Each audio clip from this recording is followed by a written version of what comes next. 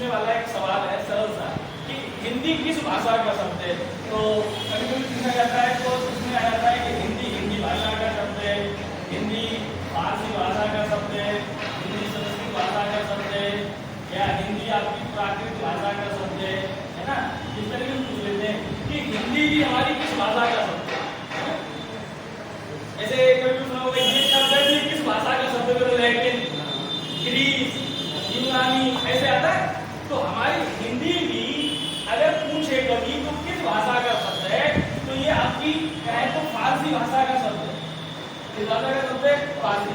कभी कभी लोग किस समय लगा जाते हैं कि हिंदी तो हिंदी हमारी होगी तो हिंदी लगा देते हैं। क्या कह देते हैं? हिंदी भी हिंदी भाषा का ही शब्द है। लेकिन करते हैं जब हम आपसे पूछें हिंदी किस भाषा का शब्द है तो आप क्या कहते हैं कि हिंदी भी हमारी हिंदी भाषा का ही शब्द है ना। लेकिन ऐसा नहीं है, हिंदी हमारी फारसी भाषा का शब्द है। ठीक है। अब देखिए एक बहुत सरल सी बात आती है,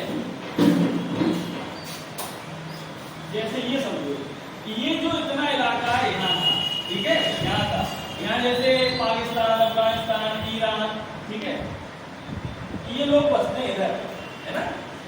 ईरान, अफगानिस्तान, ये फिर पाकिस्तान, ये जितने भी जो देश हैं, हाँ, ये जिस भाषा का प्रयोग करते हैं वो है इनकी भाषा फारसी भाषा, ठीक है, और या ईरानी भाषा। फारसी भाषा को ही क्या कहते हैं? ईरानी भाषा कहते हैं, ठीक है। अब बात क्या हुई, इधर से आपको पता है, इधर से होती हुई कश्मीर से होती हुई पाकिस्तान होती है, नदी आती है सिंधु नदी आती है ना। और उस सिंधु नदी की कहानी ये है कि पहले क्या होता था, पहले सभ्यता चली थी। जीके या जीएस में आती है ना, हड़प्पा सभ्यता, है ना, और मोहनजोदड़ो सभ्यता, सिंधु सभ्यता। चलिए, तो सिंधु सभ्यता भी वो सभ्यता है, मानिए कि सिंधु नदी के किनारे जो भी सभ्यता पनपी, जो भी सभ्यता बनी, उस सभ्यता को सिंधु सभ्यता कह दिया। और उस सिंधु जगह को, उस सिंधु जगह पे जहाँ सिंधु नदी बहती थी उसको लोग कहते थे सिंधुस्तान। स्थान को कहते हैं। तो उन्होंने क्या किया, इस जगह को जहाँ सिंधु नदी बहती थी उन लोगों को ईरानी लोग सा से तो हा कर देते थे और जो धा होता था उसको दा कर देते थे। तो वो लोग सिंधु को हिंदू कहते थे। क्या कहते थे? हिंदू। समझ रहे हैं ना? हिंदू कहते थे। सिंधु जो नदी बह रही है, सिंधु के आसपास का जो क्षेत्र है उसको वो लोग सिंधु की जगह क्या कहते थे? हिंदू कहते थे। और इस हिंदू के आसपास के स्थान को, ये देखिए स्थान है, ताया था को वो दा बोलते थे। तो इसको बोलिए, है ना, हिंदुस्तान या ताया था, हिंदुस्तान बोल देते थे। तो ये चीजें जो बनी है सब फारसी भाषा से। अब हम यहाँ पे गठजोड़ जो भी करते रहे, कहानी यही है कि जो सिंधी, अब जिस भाषा का ये लोग प्रयोग करते थे, इस सभ्यता के लोग वो सिंधी भाषा का करते थे, लेकिन ईरानी लोग या फारसी भाषा का प्रयोग करने वाले लोग उसको क्या बोलते थे? हिंदी बोलते थे। तो हम ये कहेंगे ईरानी या फारसी भाषा का शब्द है आपका हिंदी। ये बात समझ पा रहे हैं ना? हिंदी आपकी फारसी भाषा से पूछा गया है, ठीक है, पूछा गया है ये कि हिंदी के भाषा का शब्द है। अब सबसे बात आएगी कि भाषा। देखिए भाषा जो है ये धातु है, भास। धातु को समझते ही होंगे,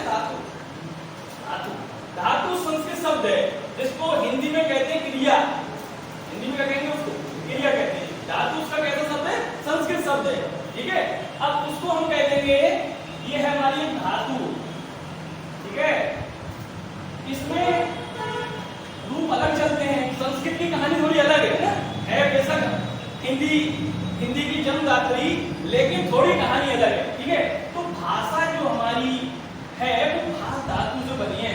और भास को समझना है, भास का मतलब होता है विचार प्रकट करना या उजागर करना। विचार प्रकट करना या उजागर करना, विचार समझ रहे हैं ना? तो भास माने है विचार प्रकट करना। तो भाषा की एक बात आप समझ पाए ना, भाषा क्या है? जिससे हम अपने विचार प्रकट करते हैं। तो भाषा हम जिससे, अब जैसे हम कहें जिसके द्वारा कुछ किया जाता है उसको एक चीज कहा जाता है। के द्वारा करण कारक होता है, उसी करण कारक को हम क्या कहते हैं? साधन या माध्यम कहते हैं। के द्वारा या से।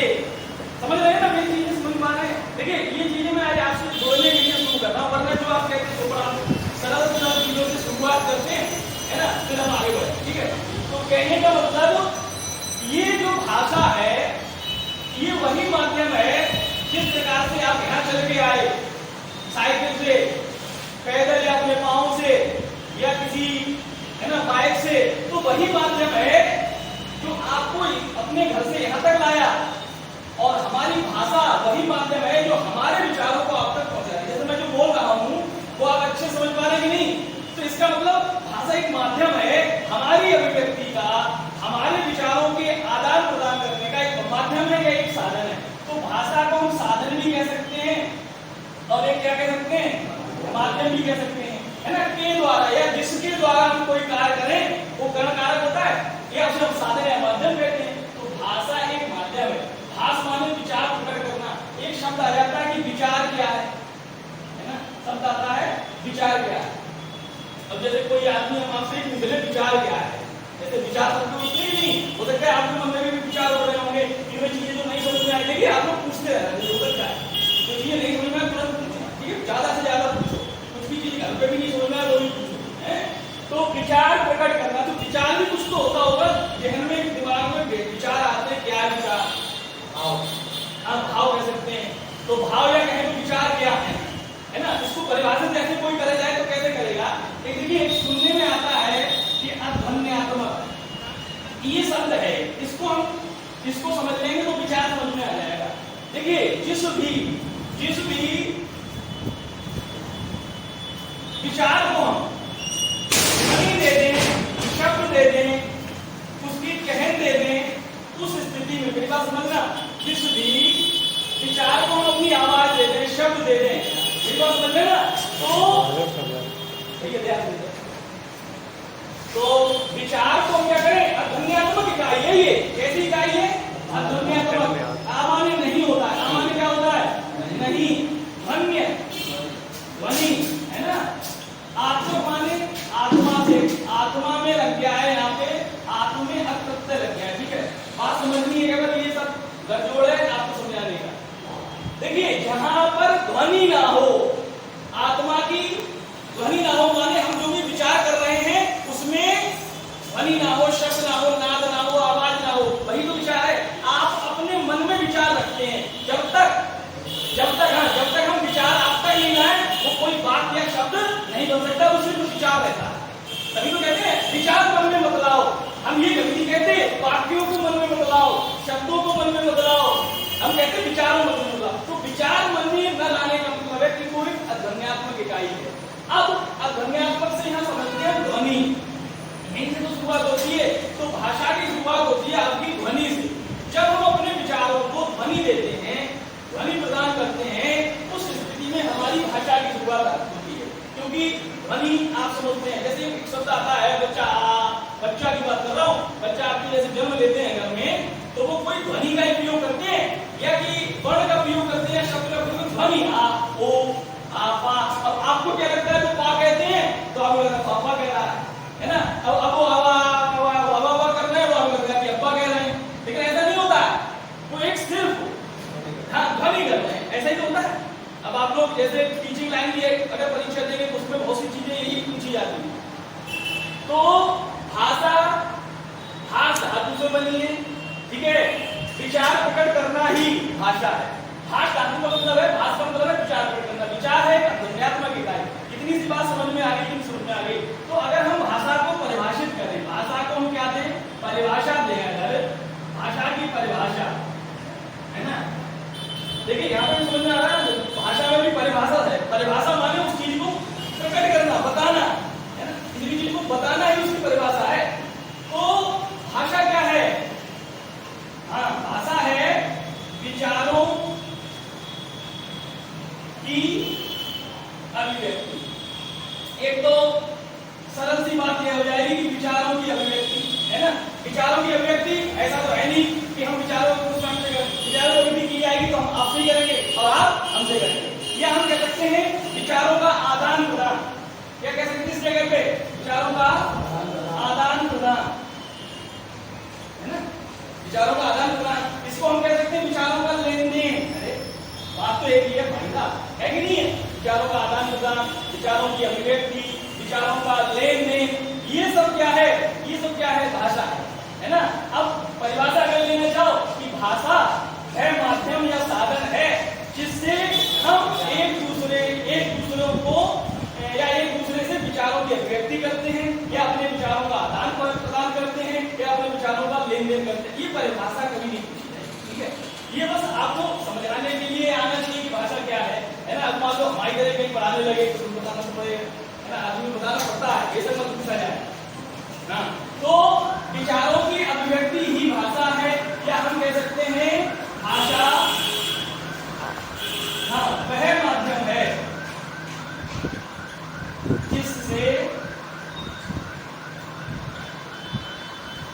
जिससे विचारों की, भावों की, है ना, विचारों या भावों की अभिव्यक्ति की जाती है। ये कोई परिभाषा किताबी नहीं है, ये बात समझ रहे हैं ना? ये आपको बताइए कि कोई परिभाषा किताबी नहीं है। परिभाषाएं जो किताब में है ना, वो भी परिभाषा ही तो है। बात समझ में आनी चाहिए, इतना आना चाहिए कि मुझे बता वही चीज है, ठीक है? अब इस बात को मैं यहाँ से बता, ठीक है? यहाँ तो कोई याद रखने वाली बात नहीं, और जितनी बातें हैं याद कर सकते हैं। ऐसे गड़बड़ है मामला यार। भाषा की विशेषताएं,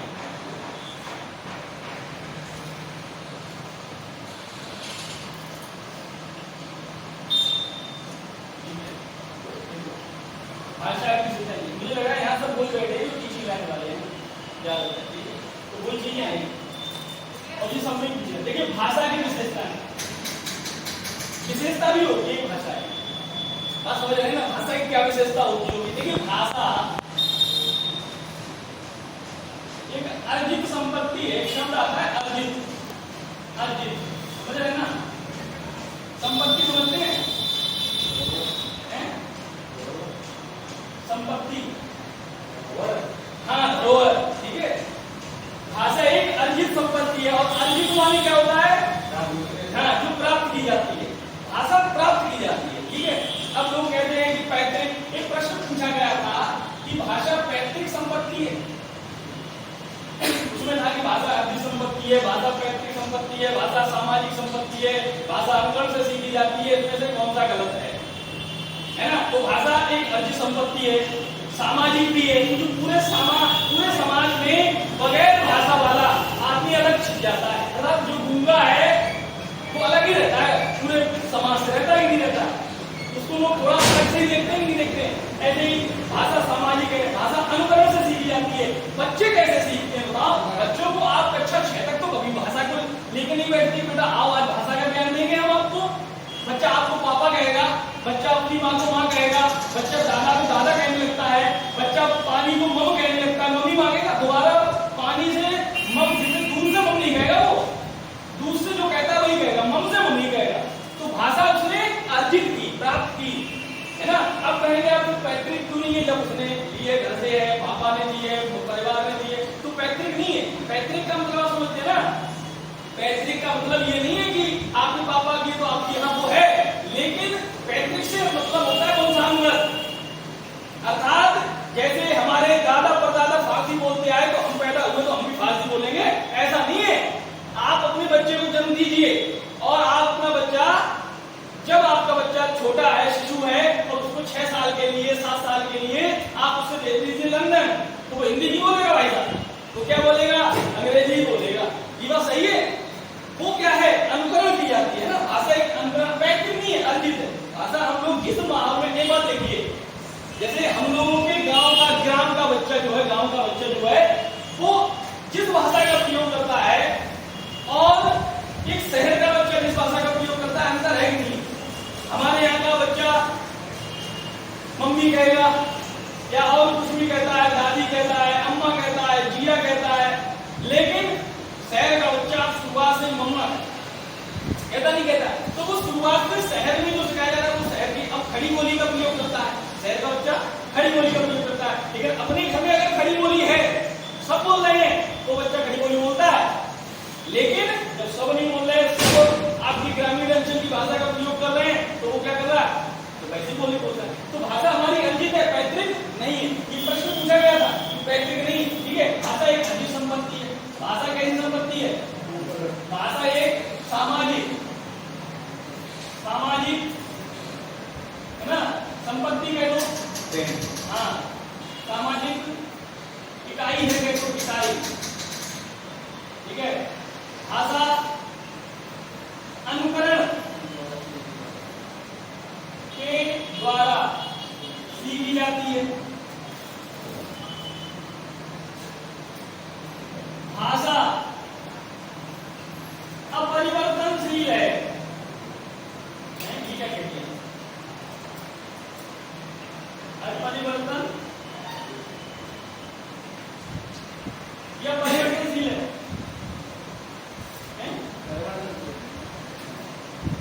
भाषा परिवर्तनशील है। अब इसको समझो, परिवर्तनशील कैसे है? ये बताओ, आपने सुना होगा हम लोग आर्य भाषी हैं। हिंदुस्तान में जो भी है वो आर्य भाषी है। आर्य भाषी को तो समझ रहे हैं, आर्य भाषा। और आर्य भाषा हम किसको कहते थे? संस्कृत को कहते थे। वैसे तो आर्य भाषा में अगर आए तो आधुनिक आर्य भाषा, प्राचीन आर्य भाषा और मध्यकालीन आर्य भाषा, तीन आर्य भाषाएं बताई गई। उसमें आधुनिक आर्य भाषा में कौन सी भाषा आती है? हिंदी आती है। और आजकल की जितनी भी आपकी भाषाएं जो जैसे उड़िया है ना, बंगाली है, मराठी, ये सब आर्य भाषाओं में आती है, आधुनिक आर्य भाषा, ठीक है ना। आर्य भाषा मूलतः किसे कहा जाता है?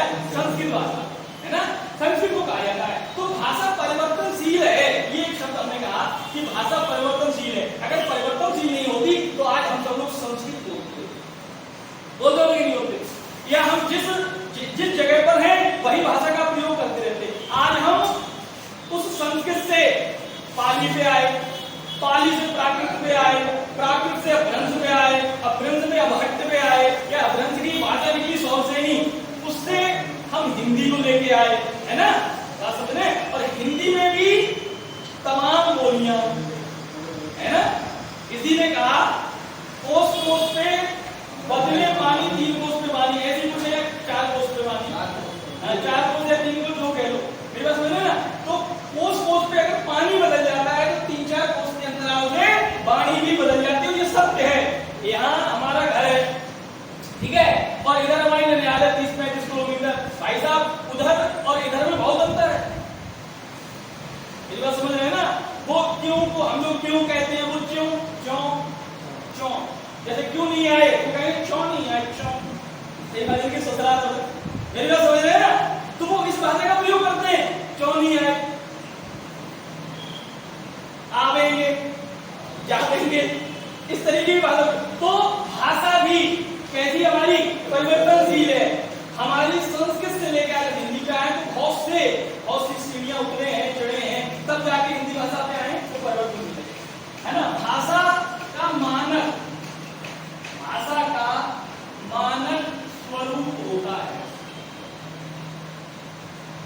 भाषा का मानक स्वरूप होता है। इस बात को कौन कौन समझ गया कि भाषा का मानक स्वरूप होता है? समझ में आया? भाषा का मानक स्वरूप, प्रत्येक भाषा का अपना मानक स्वरूप। अब तो समझ में आया? हमारी भाषा का मानक स्वरूप है देवनागरी लिपि। हमारी भाषा, हिंदी भाषा जो है वो देवनागरी लिपि में लिखी जाती है। अरबी भाषा है ना, उर्दू भाषा अरबी लिपि में लिखी जाती है, उर्दू भाषा है ना, फारसी भाषा फारसी लिपि में लिखी जाती है। ऐसे ही सभी भाषाओं की अपनी लिपियां हैं। आपको एक चीज पता है मानक क्या होता है? मानक माने जानते हो? जो भी मानने की परंपरा है उसी में कार्य करना ही तो मानक है। अरे हम जैसे जो मानते चले आए, हम इस भाषा को, आपने देखा भाई साहब, आपने देखा हम चल रहे हैं बाएं से दाएं चल रहे हैं, है ना, और आप चलते हैं उर्दू फारसी में दाएं से बाएं, चलते नहीं चलते होता है। तो वो भी उर्दू का अरबी लिपि में एक मानक है कि जो भी अरबी लिपि है हमारी वो कैसे लिखी जाती है? दाएं से बाएं। और हिंदी भाषा की जो देवनागरी लिपि है वो बाएं से दाएं लिखी जाती है। तो ये मानक स्वरूप है कि हिंदी में इसको आ कहते हैं, है ना, और अंग्रेजी में इसको आ कहते हैं, और शायद फारसी में इसको आ कहते हैं, है ना, इसी को कहते हैं। और सबका अपना अपना खेल है, कहते कि नहीं कहते? आप मेरी बात समझ पाओ कि नहीं?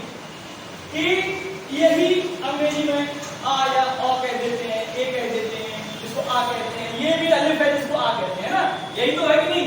अब इसका अपना अपना, ये हो गई अंग्रेजी लैटिन भाषा, ये हो गई हिंदी देवनागरी लिपि, ये हल्की लिपि, सबकी अपनी मानक स्वरूप है, सबका अपना चलन है कि किसको क्या पढ़ा जाए, है ना। अगर एक ही भाषा का अपना अपना मानक स्वरूप नहीं, तो एक ही भाषा बोली जाती तो आप उर्दू सीखेंगे तब आपको उर्दू आएगी। मेरी बात समझ पा रहे हैं? आपको उर्दू हिंदी हमें आती है तो ये नहीं है कि हमको उर्दू भी आती है, क्यों? उसका अपना मानक है, उस मानक को जब तक हम नहीं समझेंगे तब तक हमको वो भाषा नहीं आएगी। मेरी बात समझ पा रहे हैं ना? तो कहने का मतलब भाषा का मानक स्वरूप होता है। तो कुछ बातें ऐसी हैं जो पूछी जाती हैं, और ये शिक्षा विभाग में तो ये पूछने वाली चीज है, ठीक है। जैसे आप टेट का, सुपर टेट का एग्जाम देंगे तो ये चीजें आपसे पूछी जाती है, ठीक है। शायद पुलिस की परीक्षा या और अन्य परीक्षाओं में कम पूछा जाए ऐसा कुछ प्रश्न, लेकिन ये टेट वाली परीक्षा में पूछा जा सकता है, ठीक है। अब सबसे पहले बात आती है, एक और चीज आती है आपको बता दूं,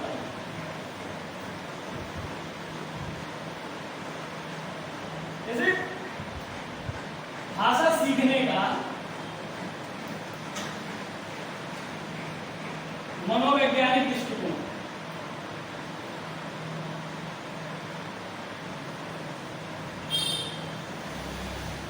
देखिए, भाषा सीखने का मनोवैज्ञानिक दृष्टिकोण हमारा क्या हो सकता है?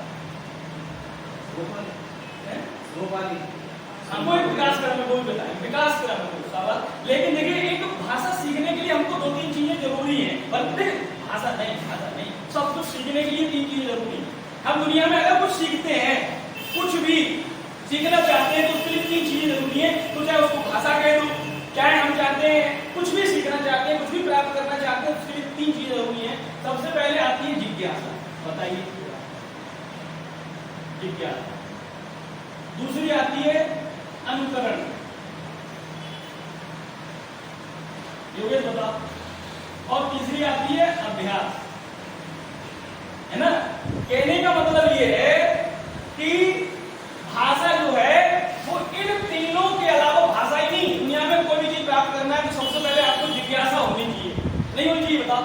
अगर आप जिज्ञासु नहीं है और आप यहाँ जिज्ञासा के साथ नहीं बैठ रहे हैं तो यहाँ पर चाहे राघव सर पढ़ाएं, चाहे हम पढ़ाएं, चाहे दुनिया के कोई सर पढ़ाएं, आपको समझ नहीं आएगा। आप कहेंगे बदलो मामला सेट नहीं हो रहा है ना। यही तो होता है कि अब यहाँ इनसे भी सेट, जिज्ञासा अगर होने लगी या ताल मिले एक दूसरे के तो मामला सेट हो जाता है ना। तो कुल मिला के जिज्ञासु कब होगा व्यक्ति? जिज्ञासु कब होगा कि पहले तो उसके जैसी या उससे संबंधित या उसकी रुचिकर चीजें आए सामने, कुछ तो ऐसा आए कि उसे अच्छा लगे पढ़ने में, तो तब उसकी जिज्ञासा होगी। और अगर जिज्ञासा होने लगी, जिज्ञासा मान होता है जानने की इच्छा, जिज्ञासा माने जानने की इच्छा होती है। तो अब जानने की इच्छा पहले रखो, पहले मन में हम ये सोचो कि भैया हम जाने को सीखें, उसके बाद क्या करो, किसी भी चीज का अनुकरण करो। अनुकरण माने आप जो किसी भी चीज को बार बार करने का प्रयास करो, वही अनुकरण। बच्चा क्या करता है? जो आपसे सुनता है, फिर वही चीजें सुन के बोलता है। आप देखिएगा, एक चीज बताऊं, आप देखिएगा, हाँ नकल करना। आप देखिएगा, बच्चे अगर जिस परिवार में दादाजी, दादा भर बाबा गाली देते हैं, उस परिवार में नाती भी गाली देता दे देता है, कह देता भाई जो बाबा कहते हैं ना किसी से, वो जाके इधर कह देता है। अब दादी क्या कहती है उसकी मम्मा, क्या जी ये बताओ कहां से गाली सीख के आया? गाली वहीं से सीख के आया जहां के वो परिवेश में है, किसी ने गाली दी। और ये एक दुनिया की रीत है, अच्छी चीजें देर में सीखती है ना। लेकिन जो गलत चीज है हम लोग जल्दी सीख जाते हैं, बहुत जल्दी, और जल्दी जो हमें सीखा हुआ हम जल्दी भूल जाएंगे, लेकिन गलत चीज जो होगी वो हम भुलाए ही भूलती। मेरी बात समझ में? तो जो चीज है अनुकरण भी नकल करना, किसी भी चीज की हम क्या करते हैं अनुकरण। हम छोटे थे तो दो चार चीजें हमें बताई जाती थी। क्या बताई जाती थी? कि भैया देख देख के लिखो, नहीं आ रहा देख देख के लिखो। यही तो कहते थे, हमारे सच्ची कहते थे कि जो प्रश्न है आपका 3 लाइन का हमें याद ही नहीं हो रहा है। विज्ञान वाले प्रश्न याद नहीं होता है, सोशल साइंस का हिंदी तब याद होते, विज्ञान का याद नहीं हो रहा है। हमारे एक तो सर ये कहते थे गणित का भी प्रश्न जो तुम्हें नहीं आ रहा है ना, तो इसलिए हम हिंदी पढ़ा रहे हैं, आगे गणित पढ़ा रहे हैं ना। क्या होता है? क्यों कह रहे थे, क्या कहते थे कि ऐसा जो नहीं हो रहा है वो लिख लिख के देखो, लिख लिख के देखो, लिख लिख के देखो, समझना नहीं है, याद हो जाए। तो हम क्या करते थे, समझ नहीं आ रहा है वो लिख लिख के इतनी बार देखते थे कि हमको याद हो जाता, वैसे लिख देते थे अगर आ गया पेपर। तो अनुकरण से ये होगा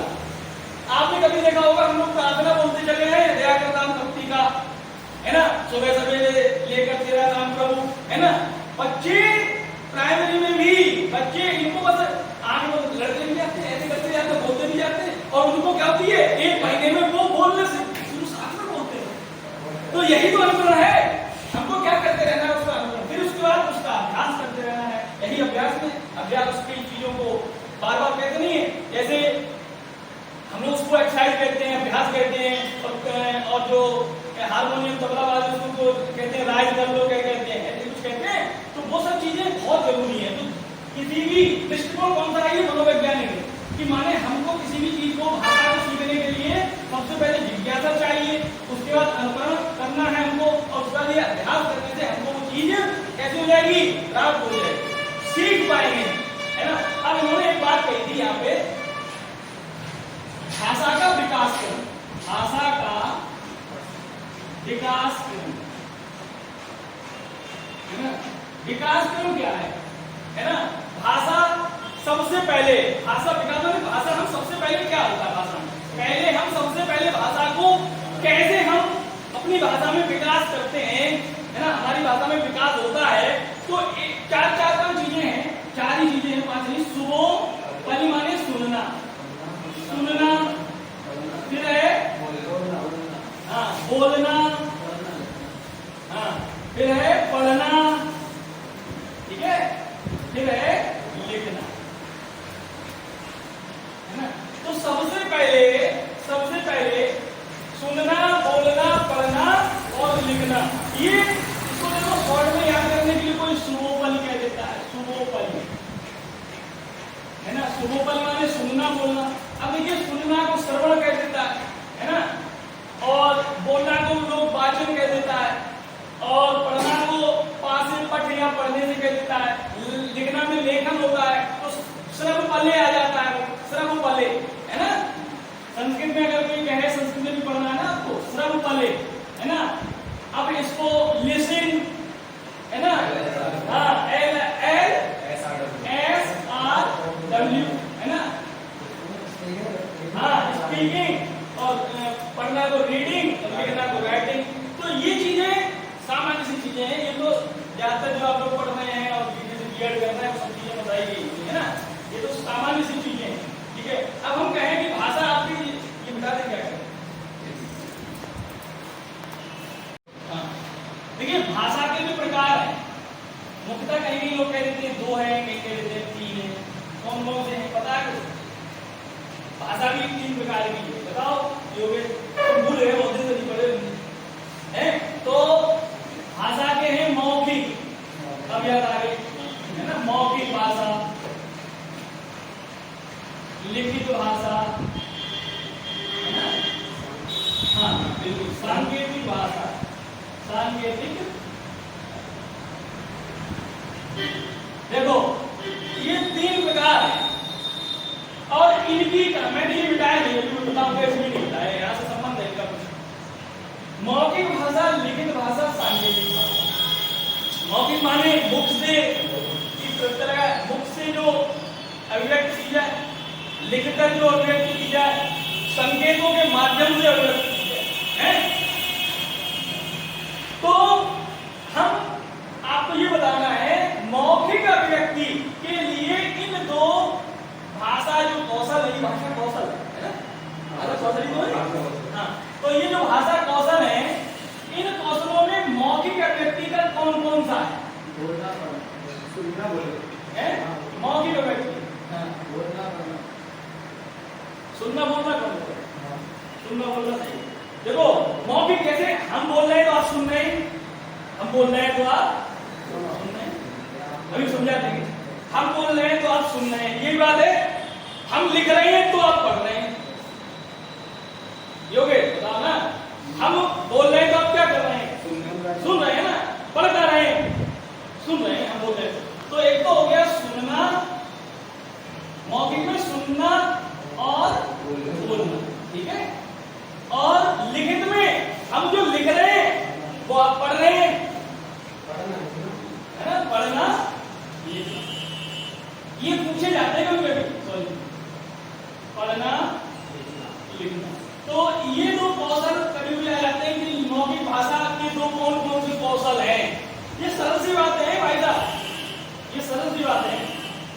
मौखिक भाषा में कौन कौन से कौशल हैं?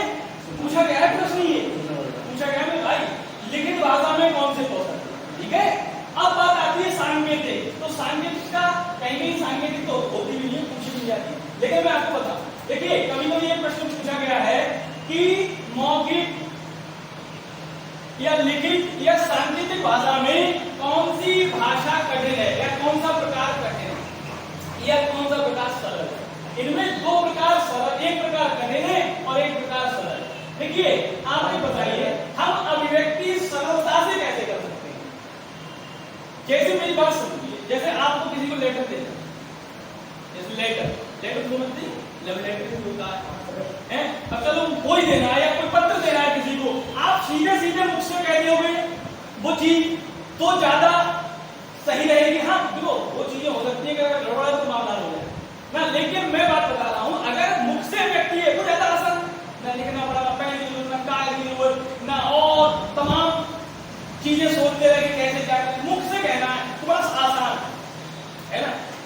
लिखित भी सही है, लेकिन सबसे सरल है तो वो मौखिक है और सबसे कठिन है, लेकिन ये कठिन जो है ये तो बहुत बवाल करा देती है, इसलिए कठिन।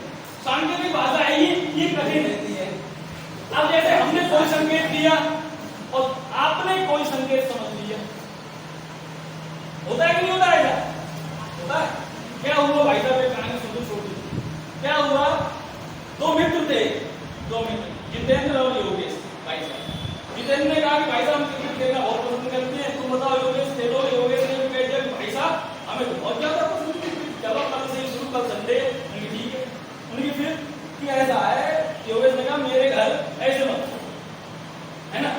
अब बात आती है कि योगेश के घर पे क्या हुआ, योगेश जब घर पे गए तो योगेश ने देखा यहाँ पे तो हमारी दुआरी भी रहती है, ये और ज्यादा लफड़ेदार बात है, पापा बड़ा गुस्सा करेंगे अगर योगेश को देख लिए। तो योगेश से कहा कि भैया हमारे पापा भी रहते हैं और हमारे घर पे और भी लोग हैं, तो ऐसा करना भाई साहब पहले तुम कूका मारना तो हम समझ लेंगे तुम आगे, हम क्रिकेट खेले चले चलेंगे, बदला पड़ा।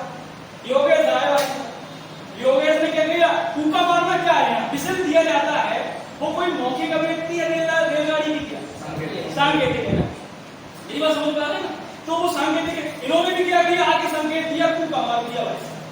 अब ये जाने कहाँ काम में लगे थे, तब तक पिताजी ने क्या समझा कि ये गड़बड़ करते हैं घर के सामने हमारे आके, इनको पकड़ लिया। इन्होंने बड़ा जिद्दोजहद करके इनको छुड़ाया कि नहीं कुछ क्रिकेट खेलने जा रहे थे, इनकी कोई गलत राय नहीं। मेरी बात समझ पा रहे ना, ऐसी स्थितियां कब आ जाती है सांकेतिक में। हम तो कूका इसलिए नहीं मारे कि हम गड़बड़, हम इसलिए मारे कि हम भैया क्रिकेट के लिए बुला रहे, इनके पिताजी गलत समझ ली है ना। ऐसी स्थितियां सांकेतिक में है, तो संकेत के माध्यम से हमारा संकेत कुछ है और संकेत और कुछ समझ लिया जाए, उस स्थिति में सांकेतिक कठिन हो जाती है। इसलिए मौखिक अभिव्यक्ति कैसी है आपकी, सरल, सांकेतिक अभिव्यक्ति कैसी है आपकी, ये चीज आपको समझ में आई। तो यहाँ पर सबसे महत्वपूर्ण जो बात आई, मौखिक भाषा, लिखित भाषा और सांकेतिक भाषा, उसमें दो ही चीजें महत्वपूर्ण है कि मौखिक भाषा में आपको कौन से कौशल रखने हैं और लिखित भाषा में आपको कौन से कौशल रखने हैं, आप ये रखें, ठीक है। है ना, ऐसे भाषा का भी अपना परिवार है। तो जो हिंदी भाषा है उसका एक परिवार है ना। हमारे यहाँ 4 भाषा परिवार है। हमारे यहाँ कितने भाषा परिवार हैं? 4, ठीक है। सबसे पहले है भारतीय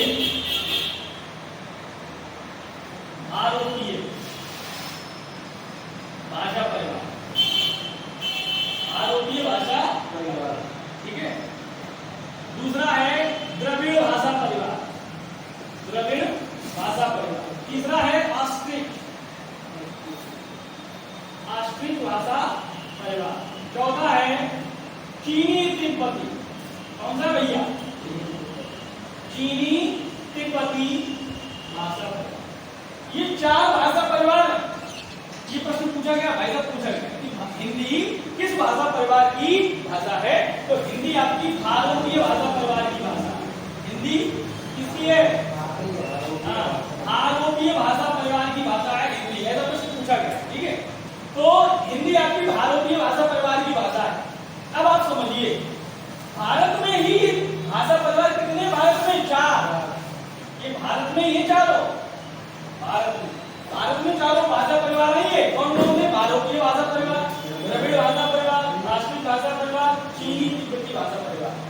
देखिए सबसे ज्यादा, वैसे भी हमारे भारतवर्ष में सबसे ज्यादा जो भाषा बोली जाती है वो बोली जाती है हिंदी, ठीक है। कौन सी बोली जाती है? हिंदी।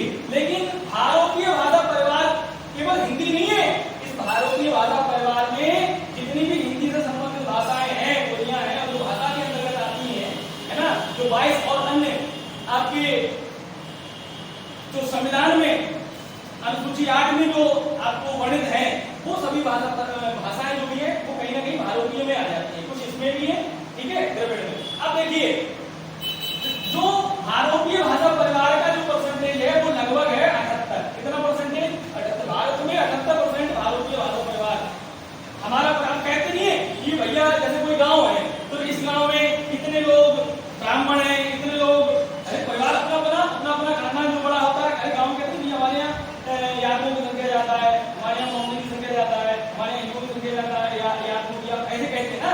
तो वही तो परसेंटेज 78% ये है, लगभग ये 25% ये है द्रविड़, ठीक है। और कितने हो गए ये? 8 5 मतलब लगभग, और जो शेष रह जाता है 1 या 2% ये आ जाता है, और 0.7 करके हैं 22%, 21% है, हाँ 21 होगा, ठीक है, हाँ 21 ये, ठीक है। अब कितने हो गए?